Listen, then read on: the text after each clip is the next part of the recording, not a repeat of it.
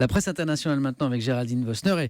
Et Géraldine, la presse iranienne se délecte actuellement des tumultes de la campagne américaine. Oui, avec une ironie mordante, Samuel. Dans un pays où la censure est une institution, un certain genre de programme ces jours-ci peut passer sans filtre. Ce sont les polémiques, les choquantes déclarations des candidats à l'élection américaine. La télévision d'État a même diffusé en direct l'intégralité des 3 débats qui ont opposé Donald Trump et Hillary Clinton.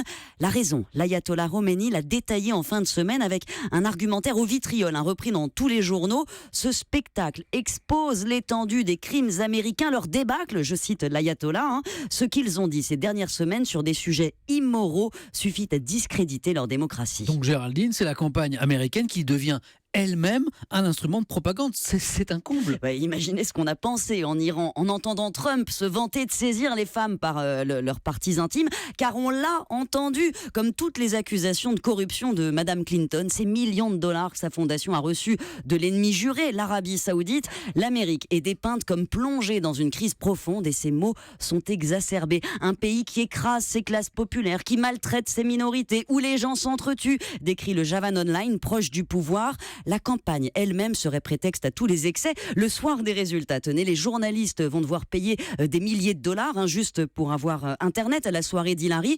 Pour un journaliste iranien, c'est un racket qui illustre la soumission du grand Satan à l'argent. Les États-Unis ont, c'est le moins qu'on puisse dire, perdu de leur superbe. Car paradoxe, les Iraniens se moquent, mais ils s'intéressent peu finalement à l'issue du scrutin. Un sondage conduit récemment montre que 80% d'entre eux ne suivent pas du tout l'élection. Alors que l'accord avec l'Iran a été aux États-Unis au cœur de la campagne. Exactement. Donald Trump promet de l'annuler, Hillary Clinton de le conserver, tout en maintenant les sanctions contre l'Iran. En fait, les élites iraniennes admettent que la candidate serait un meilleur pari pour la stabilité, mais une hypothèse Trump les affole pas trop. La communauté internationale soutient la voie diplomatique, souligne un universitaire dans le Tehran Times.